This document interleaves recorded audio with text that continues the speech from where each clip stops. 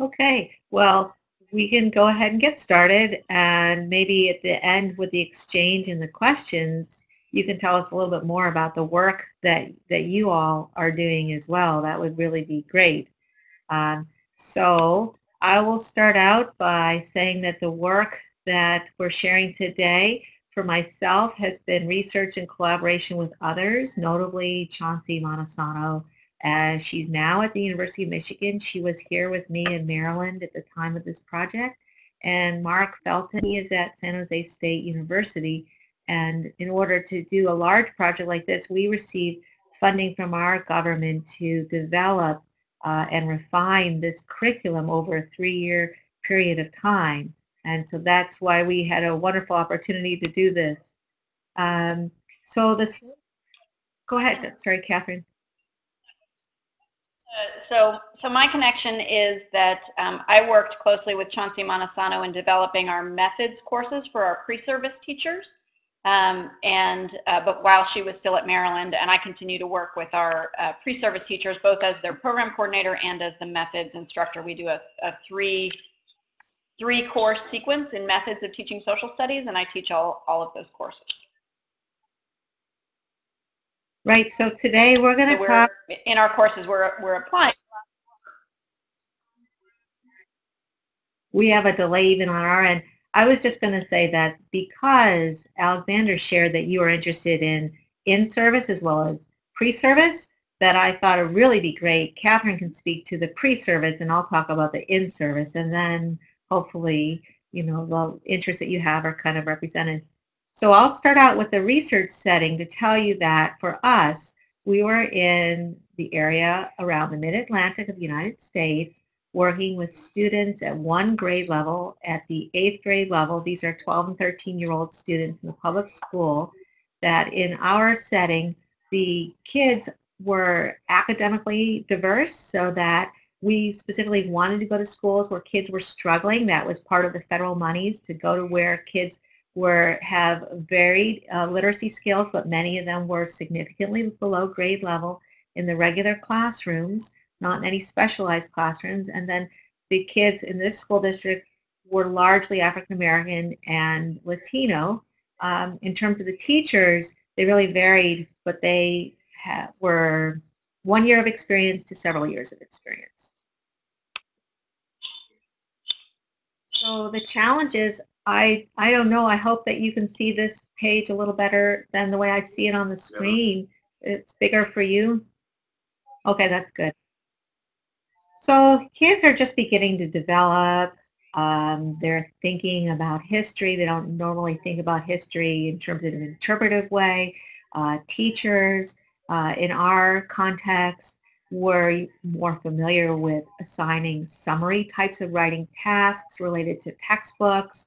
Their high-stakes exams in our area really privileged a different kind of writing completely, as well as the fact that our history teachers didn't really know about teaching writing, and so they had little experience with any of the things that we were trying to share with them when they first started with us. And then as we apply to the pre-service teachers, as we take what Susan and her colleagues learned in the research and apply it with our pre-service teachers, one of the challenges we find is the frame of reference that our pre-service teachers bring is often their own schooling experience, which either mirrors what Susan was talking about in terms of more summary writing, less sort of historical thinking, a lot more learning from textbooks, or they may have had experiences outside of that, but it often took place in their advanced placement courses, and they think that's the only place it can happen. And then obviously with pre-service teachers, they're learning everything about teaching in also while we're trying to really work with them closely on these types of highly complex practices of teaching. Okay, so the next thing is that because of the context that we were in and the interest in the school district, we really had to focus on one aspect of historical writing where we really were privileging the emphasis on evidence and thinking with evidence. So what evidence would be relevant? Could students interpret that? Could they contextualize it? And we don't mean to say that this is all there is to historical thinking, but this is we started by constraining the task, basically. So I want to just be upfront and tell you that that's how we decided what we were going to focus on. And that was helpful to us. It also led to some other decisions. Okay, so now what I'd like to do is I'll just share with you, this is one student's writing, and I do have, and I kind of thought it might even be fun to just put it up in front of the camera, because so students were asked to write at pre-test and post-test about whether African Americans were free after the Civil War. And then at the time, you can at least see that these are two different colors. These are basically two different sets of documents with the same question, so we could, for research purposes, randomly assign kids to either of them, and then the child would have the opposing set, but the question would remain the same, so we felt that that would be a fair question. The question also for us, in terms of the curriculum that's taught at this grade level in the United States, this particular question would come at the end of the year, and most teachers never touched on this question, so it would be a legitimate question at the beginning and the end of our research period of time to then ask kids to write about. And so even though some of the kids would write nothing, some kids wrote 2 pages, some kids just copied from the documents, this is just one that we'll just share with you. So I'm going to role play student for Susan for a minute, just to make it a little bit easier to decipher the handwriting. So what this particular student wrote is, after the Civil, African Americans were free. People think that African Americans were not free because there was still very bad segregation. But they were free because now they had a lot more privileges. They were allowed to go to church, to learn and go to school, and to do lots of other things. And they could do all of this without having the anxiety of a slave master or slave owner trying to find them so they can be whipped and killed. So this particular student, although you don't know the entire document set, really understood the controversy, and he has some examples, but then he is using probably his own frame of knowledge about the Civil War when he talks at the end of this passage, and he's not really going into the documents per se. So that's just that student there. Okay, so the same student, we'll just show you, and Catherine's going to read the first of this. It's actually 2 pages long, but we won't spend the whole time, reading the whole thing. But it's an example where, in this particular case, the student has made some changes in his approach. In 1865 and 1867, 2 letters were written about the freedom of coloreds in Georgia. The historical question is, were blacks free after the Civil War? People disagreed because some thought blacks were free and others did not. I personally think coloreds were not free after the Civil War. The strongest reason I think blacks were not free after the Civil War is they were not allowed simple rights, like being able to go to church. A quote that supports this says, their first act was to deprive us of the privilege to worship any longer in their church. We have found a church of our own, but they threaten us if we hold meetings in it. This supports my idea that blacks were not free after the Civil War because they did not have even simple constitutional rights like freedom of religion. This information was convincing to me because the author used convincing facts and examples. So we can ask you what you think about this student's progress, if you think that there's any changes, or what you think. They changed. How long was there for? A year, about the end of the year, the school year, so some 8 months. Right. Yes. And is there any comparison with others who would not have received the same instruction, the same parental condition? See if this time or? Yeah. Part of what we want to do today is to share with you what he did and what other students who participate in this program did. But information from the documents, he's quoting from the documents. To what we felt was that he's citing information from the documents. He's quoting from the documents to support his claim. He doesn't, I feel like his example shows evidence of a student looking for the reliability and credibility of the evidence, but he's not doing it in historical terms. He's clearly understood the different perspectives of the authors, but he's not citing those sources. So in this case, because to tell you a little bit more about the next part of this, I mean, we were working with about 2,000 kids per year, every year, 1,200 to 2,000 kids. So we were working directly with the teachers, and the teachers were working with the students, but we are only sharing with you this particular example because after the fact we were looking for and we studied in depth some of the examples in some of our research. It's just a little bit of a disclaimer there. So just as an example of what one student's growth might look like. And we didn't want to make this a research presentation. So to go on, in terms of the findings that we had, we developed dependent measures that could be used to evaluate our work. One was a rubric for historical thinking. One was just looking at the length of the amount of output, because the kids were often reluctant writers. We wanted to see if they got more comfortable with writing, so length is an indicator of that. And the third dependent measure that we had was about the quality overall, the persuasiveness and clarity, but not a disciplinary, because we tried to see, did the writing improve overall? In fact, in the beginning of our project, we found that the kids were getting better with historical thinking, but the overall writing wasn't necessarily better, and we really made some adjustments to try to boost that with all of them. And so that's where some of the research findings that we've reported elsewhere has gone into, how do we measure them, and what did we do for statistics and things like that, but we weren't going to talk at all about that today. I didn't think that was what...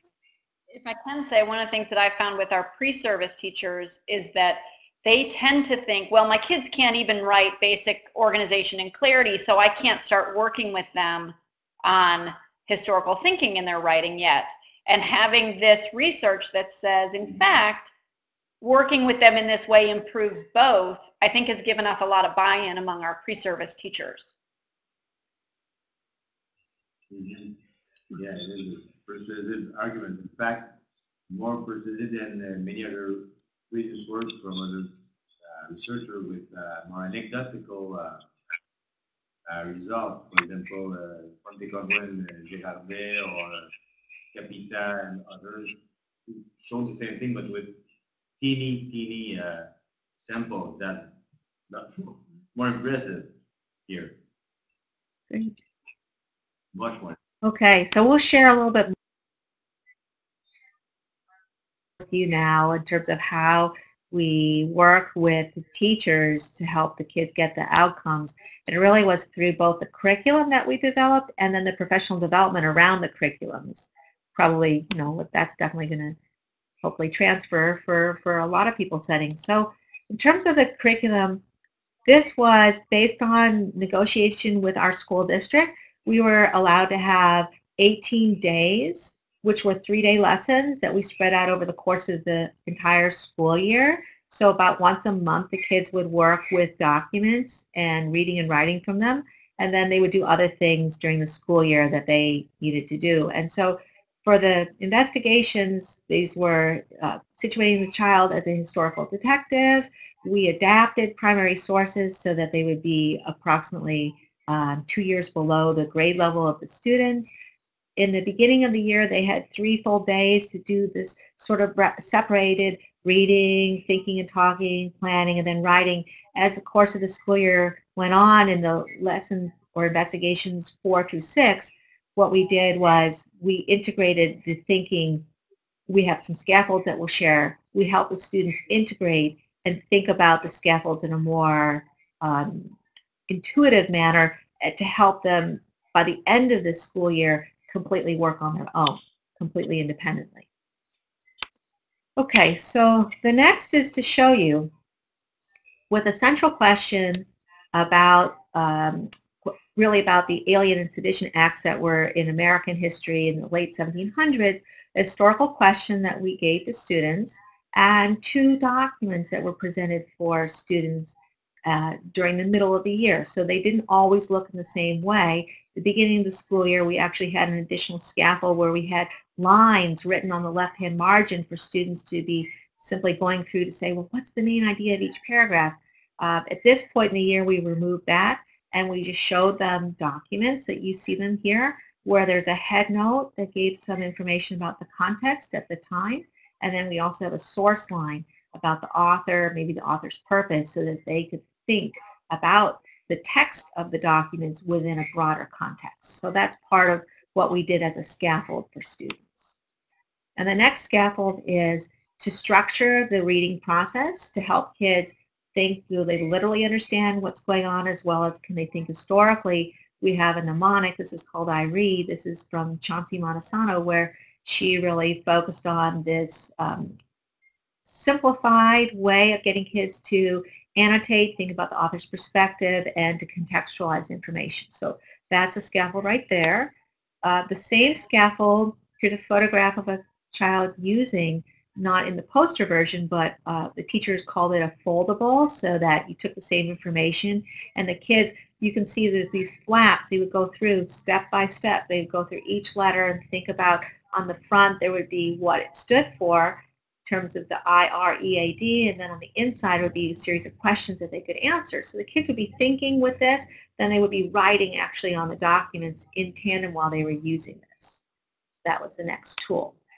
Okay, all right, now this one looks really tiny on my screen, but basically we also again decided ahead of time what the district wanted and what we felt would be developmentally appropriate.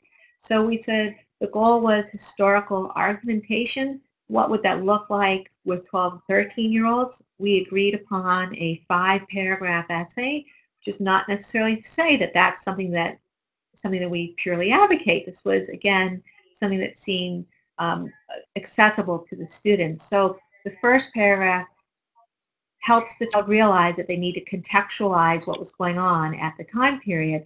Then there are paragraphs that help the student realize that they need to introduce reasons, they need to have evidence that supports that, they need to evaluate the evidence, they need to also have at least the mention of an opposing perspective in terms of why another person would have that other perspective, rebutting the opposing point of view, and then having a conclusion. So this is a text structure. We called it H2W, how to write your essay. We gave this on a card for students to use. We helped them think with it, and then we took the I Read and we took this away from kids, and they didn't have it as in the later last 2 lessons. So that's part of it's really a cognitive apprenticeship that we use both with the teachers and with the kids in order to evidence the change. Susan, can I jump in? Jump in for just a sec on that last slide? Yep. Something that's really helped our pre-service teachers with this and with the other scaffold, but I'll speak to this one, is our pre-service teachers tend to just think about, oh, well, I'm going to help my students with their writing, and they think of writing as one monolithic thing. And so, for example, if you say, well, let's work in, take in one lesson and work with your students on how would you explain a quote? Like if students are going to incorporate quotes, they have to then be able to explain how the quote relates to their argument. And that's in itself a small skill that we need to explicitly teach our students. And so I think that's really helped our teachers think about how to work with students on their writing instead of just thinking of it as like, why don't my students write well?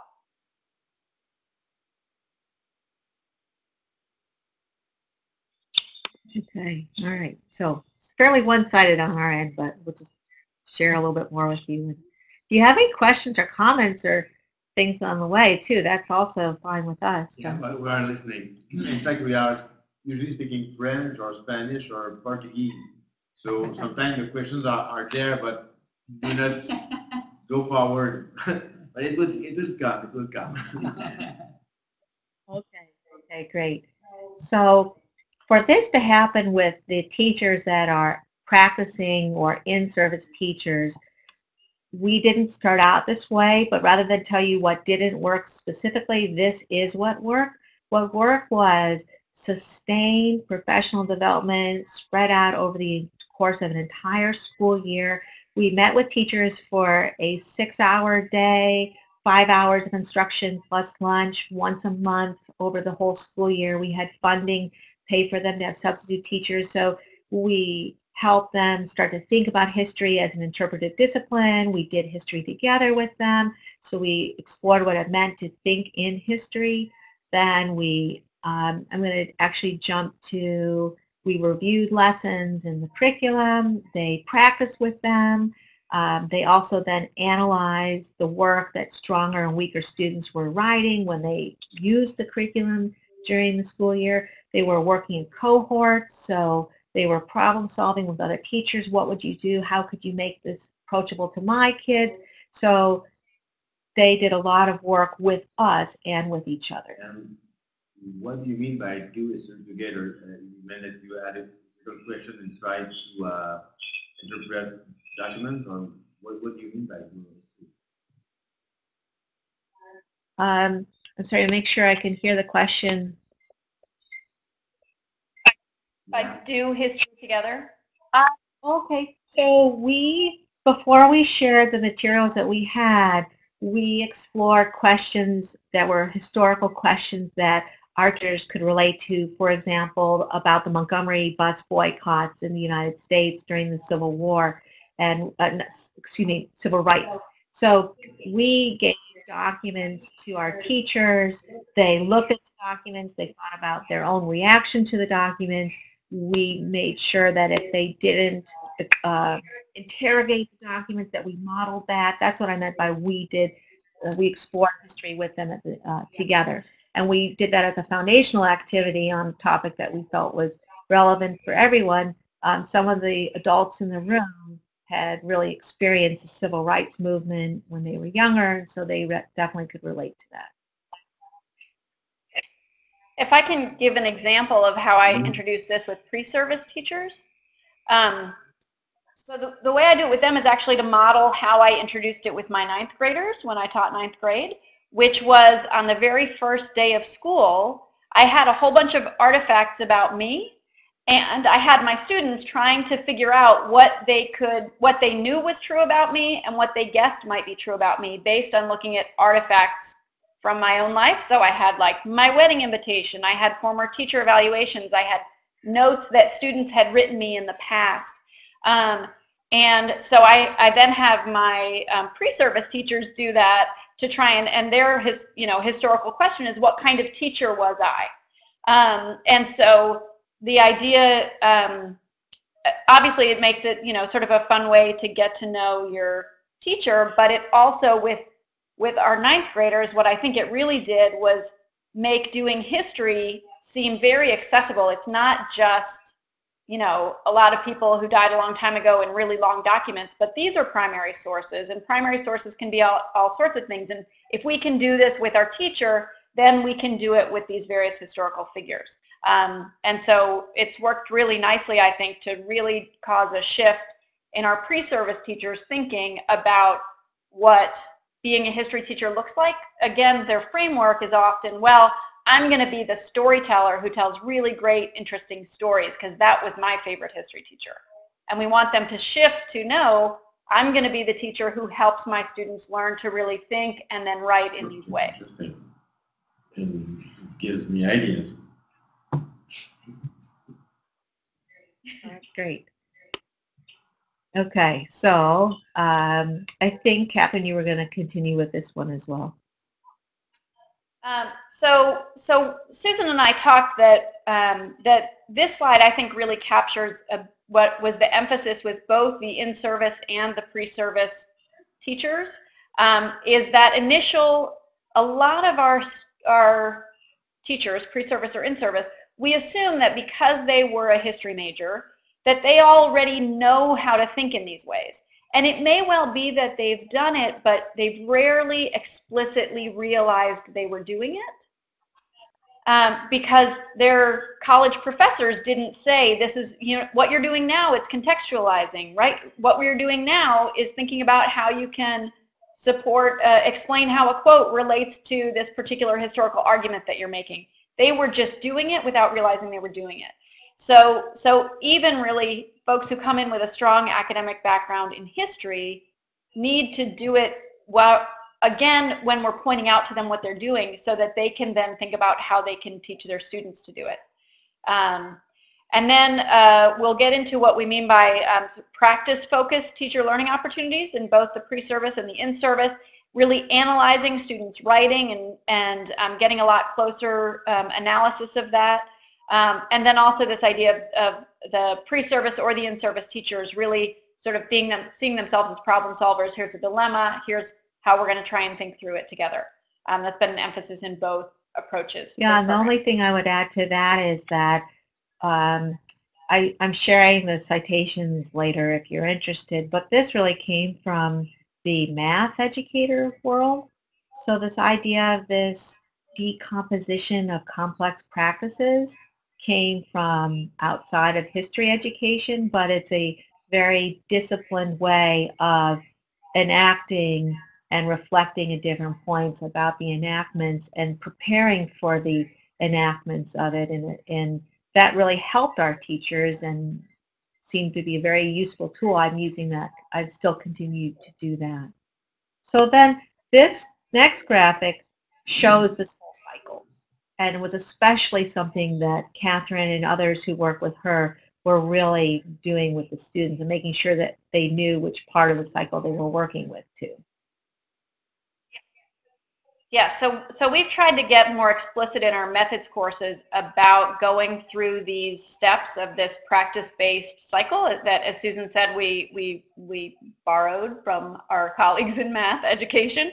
And so the basic idea is that you take any given teaching practice. So in our methods class, we do a lot around eliciting and responding to student thinking within a discussion format or in a written format.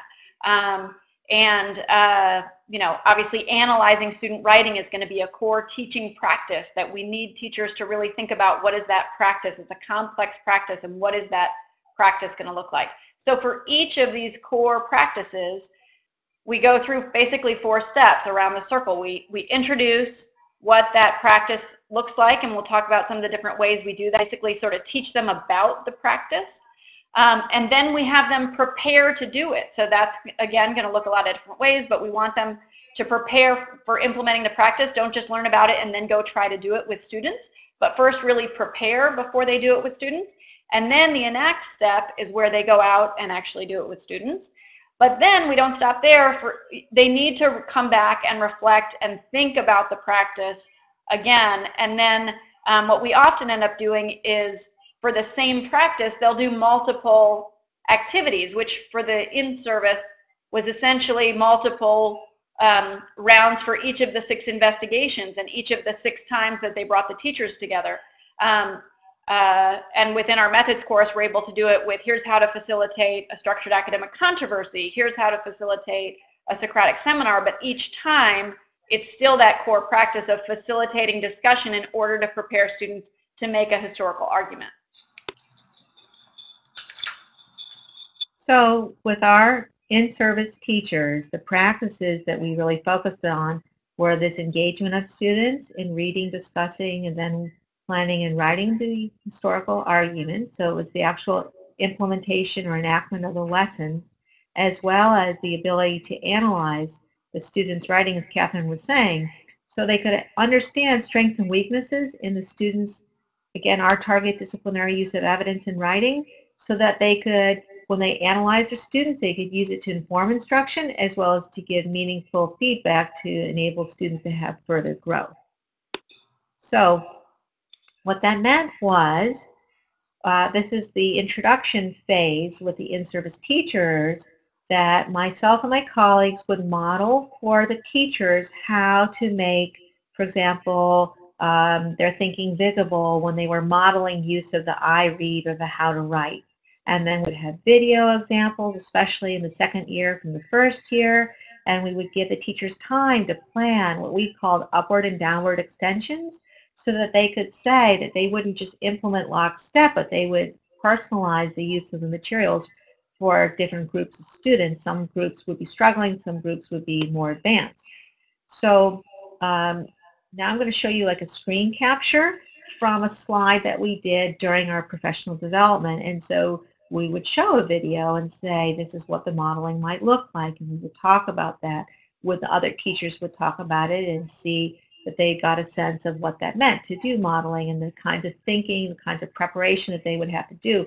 The teachers, we find, are really good when they catch on to this whole approach at then reading and writing in maybe more historical ways, but they don't necessarily make it visible to their students. They don't say things like, first thing I have to do is look at my mnemonic and remember that the first 2 steps will help me with the basic understanding, and the next 3 steps will help me contextualize and think about the author's perspective.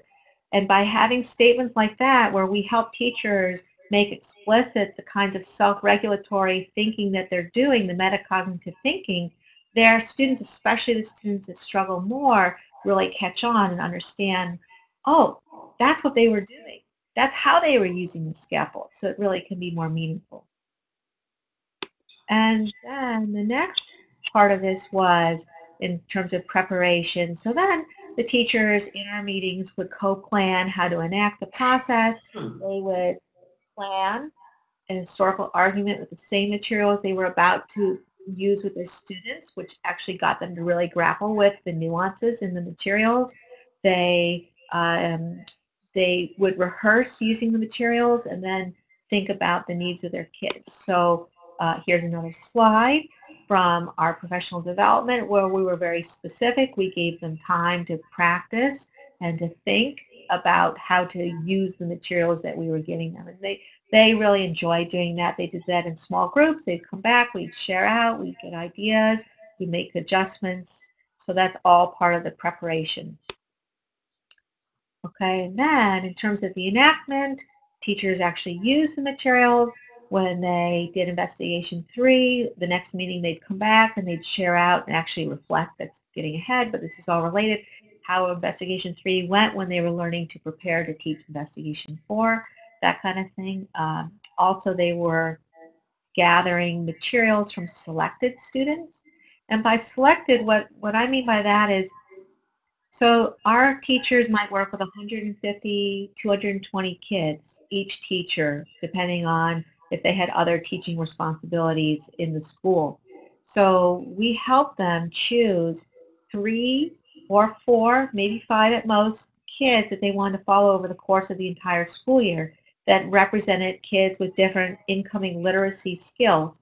So a child who's learning English as a second language, a child who is a very proficient reader, a deep thinker, an advanced learner. So they would choose these kids to follow and make a lot of their decisions about how to push all the kids who have identified learning disabilities based on looking at one, that kind of thing. So that was a frame of reference. Okay, so the next slide here shows both how we introduced and how teachers enacted. So the in-service teachers, we would model for help the teachers think about, well, what could they, and weak excerpts from previous years or previous investigations. We would help the teachers think about, well, what could they say as feedback. I think, as Catherine was saying earlier, some of our in-service teachers, and then the teachers would actually do it themselves. They would in handwriting, and so we really tried to scaffold for them how this reflection would go. And then the teachers would actually do it themselves. They would enact the reflection. They would have a set of questions like the questions that we have here. They would think about what they were doing. They would reflect on the changes that they were seeing in their students, and we had them writing in notebooks. So we looked at their notebooks and we gave them feedback ourselves about the things they were noticing. So if a teacher was noticing things that were superficial, we might suggest that with the same students' sample writing that they also notice, and we would mention something that was positive. So we helped the teachers. We were a part of the reflection. They engaged in reflection. And so then the next slide is really just another example. This is a slide. The first student at the beginning of the year was from one who was a proficient reader. This slide shows a child who was identified as having a learning disability. And at this time point in the year, without reading through all of it, because you'll have the PowerPoint if you want to look at it later, this particular child had started to really understand what it meant to have the different authors' perspectives represented, and he was identifying quotes. He understood the controversy. he came to his own decision where he was presenting these, juxtaposing these different authors. But clearly, when you look at it first glance, he had lost, if you will, some of his previous gains in terms of organization, and it doesn't look at all like a multiple paragraph essay. It looks like it's all one thing. So this is to show you, and we help the teachers understand that as kids are gaining these skills, it's such a complicated thing that they may take 2 steps forward, 1 step back in terms of their writing, and that was okay. They should persevere and keep promoting the independence with the kids in order and let go, because that's hard for teachers to do. They want to have every student be successful, and they tend to think if they don't hang in there and show the kid every step of the way that the child won't be successful. And so it was hard to get them to let go. So I'm almost done with the part that I have for here, but the reflection also included this notion of the lessons after teaching. They could talk about what they might change for the next year. They could talk about what they needed to change in the next set of lessons that we were providing for the teachers. And then so now I was going to just walk quickly through with a few examples of the 4 steps in the cycle for pre-service teachers. So what we found with pre-service teachers, we also did a lot of modeling because, again, we didn't necessarily have confidence that they had either seen this approach when they were students, or even that they were seeing it within their mentor teachers' classrooms. Our students are in the student teaching or the internship. In Maryland, we call it an internship. And we call the experienced teacher in the classroom is called the mentor teacher. But they're, so the intern, the teaching intern, is a guest in the mentor teacher's classroom. But we don't have that much quality control over our mentor teachers. And so in many cases, our teaching interns are not seeing these practices done in their placement classrooms. So we would need to do a lot of good modeling within the methods course so that they could see this and think about how to implement it in their classrooms. We also would do we read about the practice, about the rationale behind the practice. The idea of practice-based teaching, you don't want to lose the sort of theory and research behind it, so you try and marry both. Here's the theory behind it, why this practice is important. Here's the research that says that this practice is effective, and now let's talk about how to do the practice. We found that, again, because a lot of times they weren't seeing these things done in their placement classrooms, it was important for us to incorporate video exemplars and even video non-exemplars. But just because at first otherwise we'd get the like, well, what you're modeling with us isn't realistic because that's never going to work with my students in my classroom. And so we needed them to see videos of teachers, and oftentimes we'd actually use former teaching interns during their teaching internship trying these things out in their classrooms. And so that they could see, yes, you can make this work. And even looking at a non-exemplar, here's why it's not working. It's not just that these kids can't do it. It's that here's some switches in how the practice is implemented that could make it more effective, that could make it work with these kids. We would also have them, sometimes we'd analyze written cases, and in connection with all of that, our goal was to help them develop principles of what effective practice would look like for the given practice that we were focused on. For the given teaching practice that we were focused on. We'd want to come out with a list of principles of this is what it looks like when it's good. Okay, and then moving on to prepare. Actually, I think I can click. I have the power. Then in terms of preparing them, trying to work with them on responsive. We would have them test out little micro practices. Like, so for example, we're trying to work with them on responsive discussion moves. And so, a student says such and such, we would have such and such, what video tag-ins, where we'll show a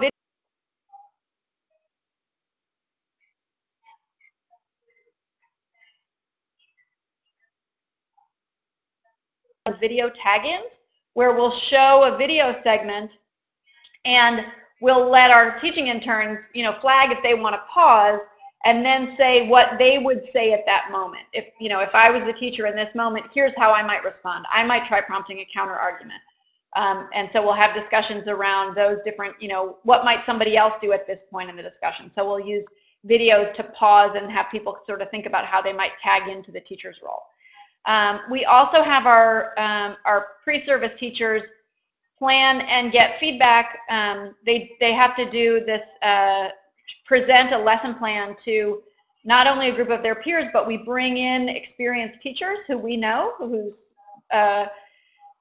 judgment we trust, to come in and also provide feedback on a draft of a lesson plan before the interns go out and use it in their classroom. So that, again, they have a sense of credibility from real classroom teachers that this kind of thing can work in a real classroom if you do it well and if you create the right classroom culture for it. So those are some of the things we do in terms of preparing. Enacting, they're going to teach, you know, a lesson or a lesson segment in their mentor teacher's classroom. They gather and analyze student work. When we can, we have them record, either video or audio record. Sometimes we'll have them have their mentor teacher or another teaching intern in the building come in and do some transcription for them. And then finally, the last step of the cycle, reflecting, we then have our pre-service teachers bring in some student work to analyze. We have them review the recordings or the transcripts. We have some written reflection prompts. And then the other piece for us is that we need them to link back to those principles of effective practice because they're learning so many complex practices. We really have to bookend those principles of effective practice for them to help them really digest the thinking behind what they're trying to implement. So the last thing that we wanted to share was, if some of these things weren't already stated, is some of the additional tensions that we felt in the work that we've done. So the task, in terms of, there's a tension between the authenticity and the accessibility. So we really define what historical thinking, historical exploration meant in certain ways with the explorations that we developed. They were less authentic, but they were more accessible. So we did that because we felt it was developmentally appropriate for the age level. And the second is that because this was part of federally funded money to develop a curriculum intervention, that in some ways we wish we had more time in the school environment than just 18 days of lessons over the course of a school year, but we had to develop it and see what fidelity we had and what's the impact of different levels of fidelity on the different student outcomes. And so there's a tension in that way as well. And the last one is from the student. Yeah, so in terms of the pre-service teachers, what we've found is that we're able to build a good bit of enthusiasm and buy-in around using these teaching practices, but they do not have autonomy within their placement classrooms. So that sometimes manifests that the classroom culture that the mentor teacher has created is not conducive. And so they'll try it the first time and it'll stop. And we have to help them sort of think through both, well, you know, what are you going to do when you're in charge in order to create a classroom environment where these will work? And secondly, this is a year-round process for students, and you're only getting to do pieces because it's not your classroom yet. And so practice these things within this constraint, knowing that next year you will have the autonomy to make this a year-round process and to create the classroom culture that will make these things work. So it's trying not to lose the enthusiasm within the constraints that they're operating in for that teaching placement year, for that internship year.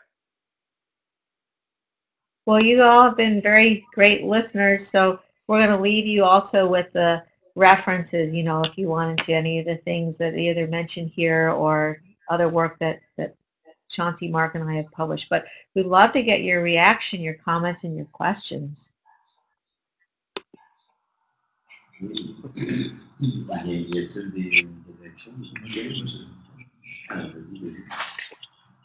Well, I have a question. A bit earlier, you talked about how you adapted primary sources for the students. And I was wondering, I'm not sure if it's me that didn't comprehend correctly, but you said that you wanted the level of the primary source to be around 2 years under their level of literacy. So if you have like students of year 8, there's the sources for year 6. Correct. That's exactly right. So what we did was, also, I didn't really talk about how we chose the documents. We were trying to choose documents that have different perspectives, that students could look at them and read them and see that they were opposing or at least different information. So we chose the documents with the historical question in mind. But to actually adapt them, what we did, maybe I can just go back to the one slide, if I can go back really to showing you where we're showing the two that are being presented. I could go pretty far back. I don't know if it's a faster way of doing it, but there we go. We would look at the materials and we would simplify the sentence structure. So we would restate from the language that the author had done in his or her work. But we would double check it to make sure we didn't lose the meaning or the actual voice from the original author. But then we use something which Lexiles, I don't know if you've ever heard of Lexiles. You can take text. If you're interested, I can send you the citation for how to do this. You could upload text that in documents that are not in Microsoft Word, but basically you can take text documents and then get an analysis of the reading level based on things like vocabulary and sentence structure. So we did that because even though we had kids, some of them were really advanced, they'd never done this before. So we wanted to have the reading level lower. The content was so unfamiliar, this kind of thinking. And we also wanted to have it for the students who were below grade level in reading, to not have so many words that they couldn't understand. If I can just chime in, a lot of our students, some of our students are in the same district that Susan worked in, and some neighboring districts, and we have a lot of the students are below grade level, and so what we find is a lot of the mentor teachers say, oh, well, I can't do these things with my students because their reading isn't very good, and so I just have to tell them history because they can't read it for themselves. So really focusing on, with our pre-service teachers, on how can you make the documents accessible. And we have ours read an article by Sam Weinberg and Daisy Martin that's from 2009, Tampering with History, that I think makes a really strong case for tampering, and then also gives some good tips for how to do it, that I think has been helpful to us in getting some buy-in from our pre-service teachers around the fact that it's okay to tamper with the documents, because otherwise your struggling readers are never going to get them. Only AP students, only advanced students are only ever going to get a chance to think in these ways, and that's just not right. And so I think that's been helpful for us, that Weinberg-Martin article. Yes, and we followed those guidelines ourselves, as well as shared those with the in-service teachers. They had the same hesitation before thinking about that. We also didn't always start with 2 documents. We started this work with more than 2, and then the teachers and the kids found they had spent so much time trying to unpack 2 documents, we didn't offer additional perspectives.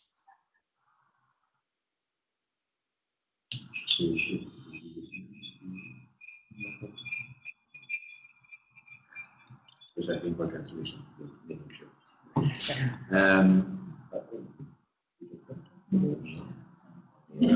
But we're really impressed. In fact, we are.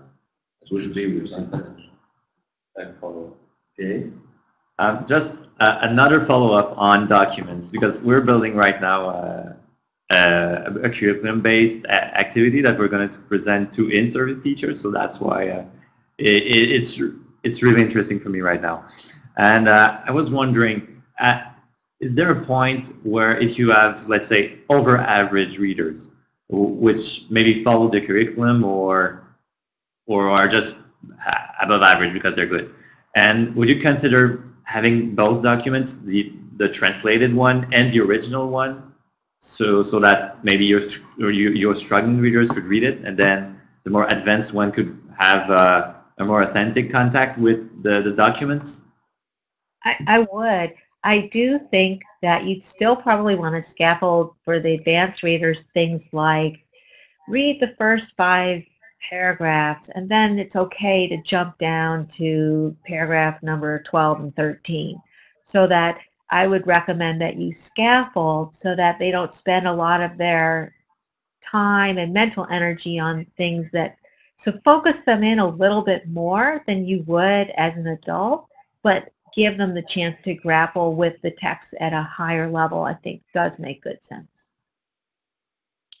All right, thanks. And another question, what you did with the students, in fact, was to learn them how to write like an historian, or kind of.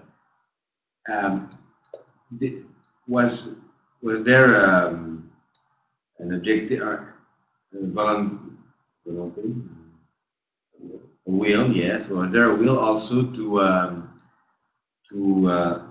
make them learn how to analyze other people interpretations, and to assess about the arguments of other people made from history documents? Well, that's an excellent suggestion. I think that makes good sense. That's part of what it means to think about and do history. We didn't do that per se in our work because the kids weren't doing anything at all with documents except for in these lessons in the school year to a large extent. So as kids get older, I definitely think that's an excellent idea for kids to start looking at arguments that others are making about the same topics and to analyze the credibility of the other arguments. But that's not something that we did in this particular project. And I'm trying to think, Chauncey has another book in which she has a specific lesson that wouldn't be necessarily of interest to you all about Jamestown. And it's Did Pocahontas Save John Smith? And the way that lesson works, and we really like this, and we've shared this sort of model, we call it an evolving hypothesis discussion, where you look, you think about a historical question, you have the students form an initial hypothesis, and then they look at, in this case, in that particular lesson, and we use this one as a model for our students, they look at first 2 primary sources that have conflicting information about what happened and form a revised hypothesis, but then they look at 2 secondary sources, 2 historians' interpretations of what they think happened. And so then they form another, further revise their hypothesis, having looked at what 2 different historians have said about what happened there and what was actually true.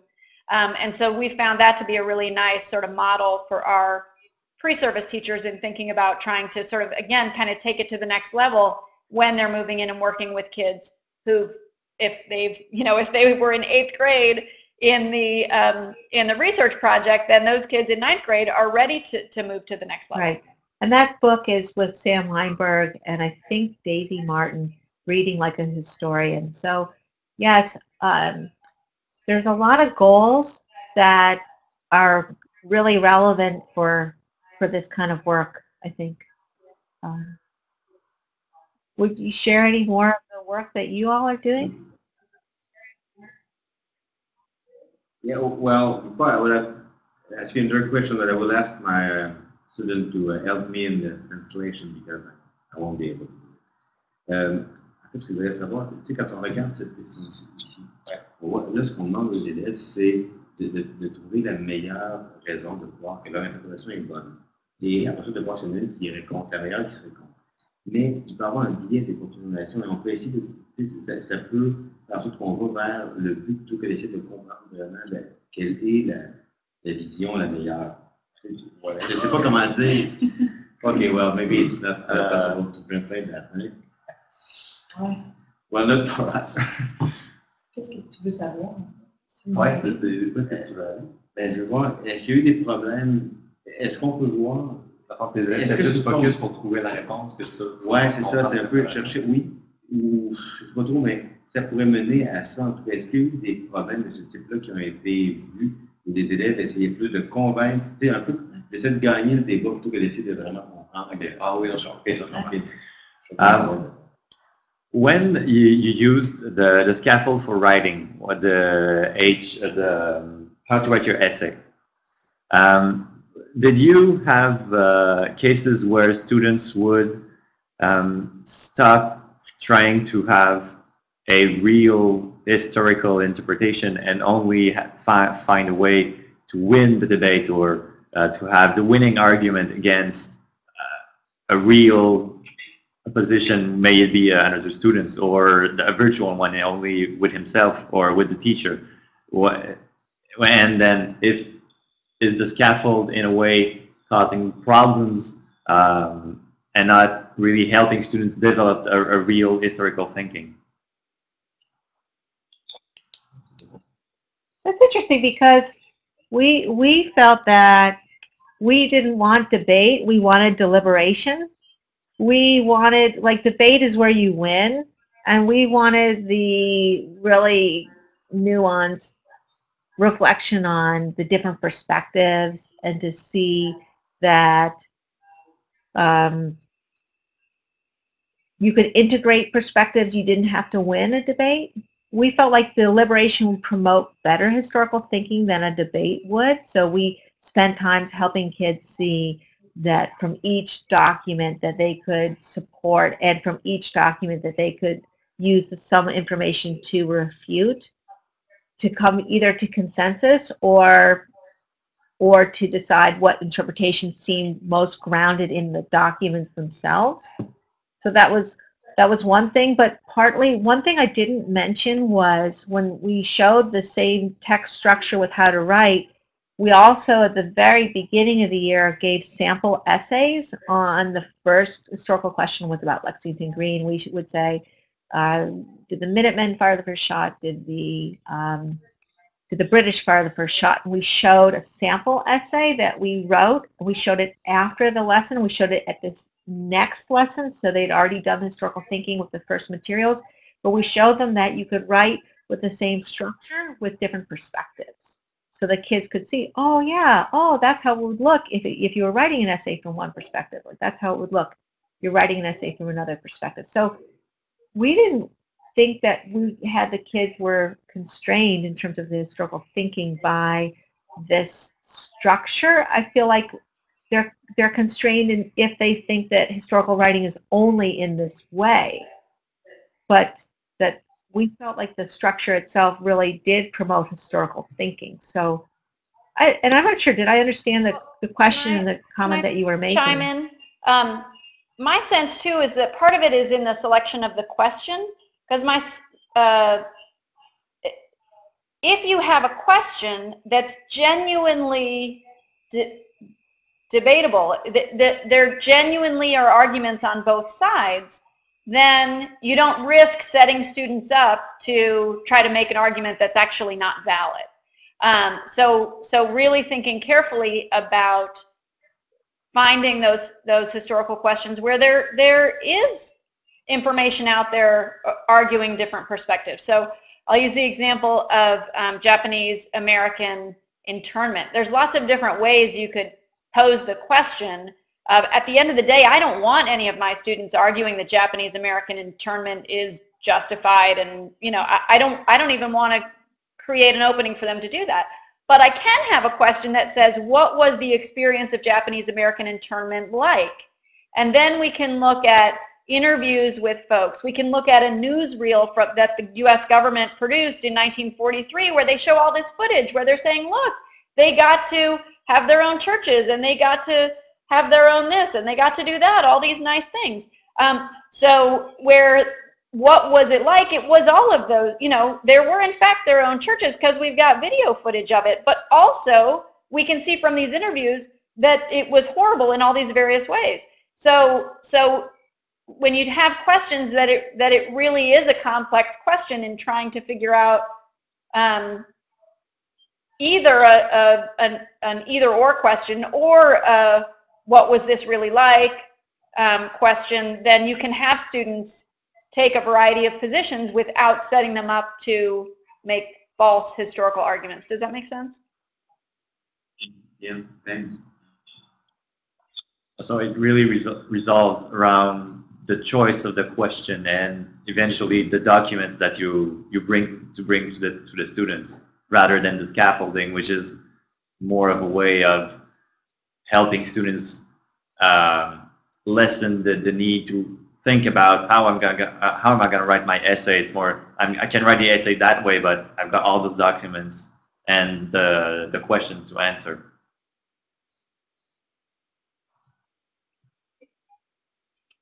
Yeah, so I was reviewing one of my students' draft lesson plans last night, and she was having her students evaluate whether the Qin dynasty in China fell because it was too harsh or it was not harsh enough. And I look at her document set, and really there's only one legitimate option if you use her document set. So either it's not a genuine question because there aren't documents arguing the other side, or she hasn't found the right collection of documents yet.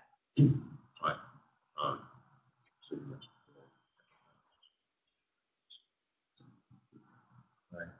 Thanks. Thinking. And then the scaffolds let her students focus on how to, you know, read those documents well and then write about those documents really well, instead of just writing a summary, or instead of a lot of what our focus is with our students also is around academic language, like how do you state this in a way that is academically substantive, as opposed to how kids normally talk to each other and they just say their opinion, and you know they speak without qualifiers oftentimes when they're sharing their opinions verbally. But if you're trying to make an academic argument, you need to have some nuance, you need to have some qualifiers. And so these scaffolds, I think, help students really take each of those pieces and then be able to think about, how do I really make it convincing? How do I introduce a counter argument? Because it seems really counterintuitive to students, but having that scaffold around, well, this is what a rebuttal paragraph looks like, and this is the role that it plays in helping actually strengthen your argument, I think is really helpful. If I just add one more thing, is that we really believe in the value of a cognitive apprenticeship on two levels. The apprenticeship for the teacher, whether it's a pre-service teacher or an in-service teacher, and becoming more and more familiar with and comfortable and independent and thinking flexibly with these scaffolds and these principles. The principles are that you have central historical questions. The principles are that you adapt the materials to the levels of your students. The principles are you help your students become more and more independent. So we teach that within the cognitive apprenticeship, and we help our teachers get those kinds of ideas. At the same time, the teachers are enacting cognitive apprenticeship with their kids. So the kids are learning these skills over time.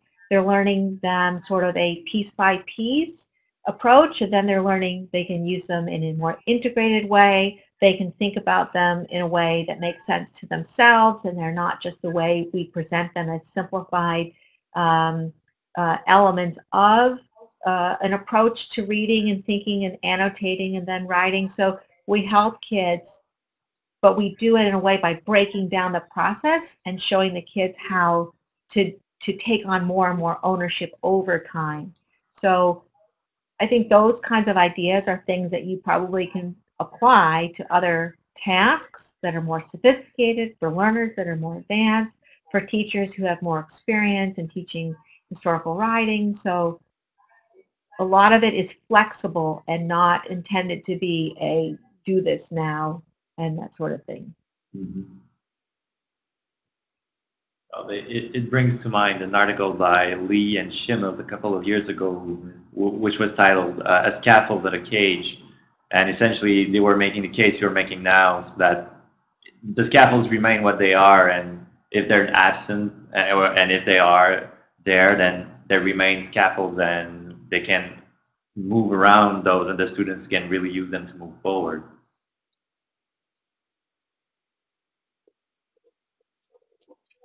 Well, sorry. Yeah, I'm familiar with that article. I had a different take, that the authors were saying that they were hesitant to begin to use scaffolds because they felt that they would be limiting. I think what I'm trying to say is something which is different, which is that the scaffolds are ways to make complex processes more developmentally appropriate for learners, but that you help learners see that they are scaffolds, to be discarded. So it's not that you can't use them, unless I had a different interpretation than you did on the article. They are intended to be temporary and not. See, I think it's sort of different. Like the idea, do you all use, or your teachers use graphic organizers? Any of your pre-service teachers like? Do you know when I say graphic organizer, things where there's boxes and then kids fill in answers? Teacher will have a lesson, they'll have a question, and the kids will have a box and they'll answer the question in the box. So the problem with that as a graphic organizer is it just becomes a worksheet for kids to fill in information. The intent, the true intent for a graphic organizer is that kids be thinking, oh, when it comes to being asked a certain kind of question, I should be doing certain kinds of things, and once I know how to do those kinds of things, I don't need a piece of paper to guide me through the different steps.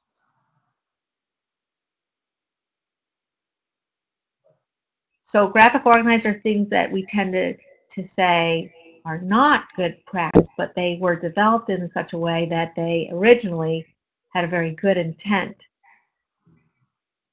I don't know if the other thing this set of scaffolds is that it really helps our pre-service teachers get away from the mindset that oftentimes they are hearing in their placement schools from their mentor teachers or other teachers in their school that, you know, just some kids are good at this and some kids aren't, and as if that's unchangeable.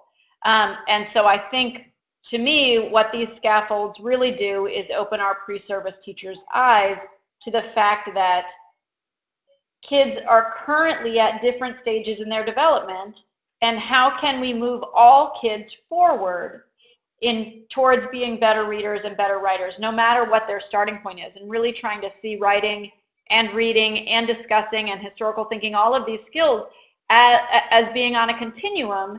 And your students are at all different points on those continuums, and how can you move them forward, as opposed to just saying, oh, well, these kids just can't read, or these kids just can't write, and so I'm going to make them write, but every time this kid's writing sucks, and just accepting that and continuing to keep assigning those writing assignments the same way.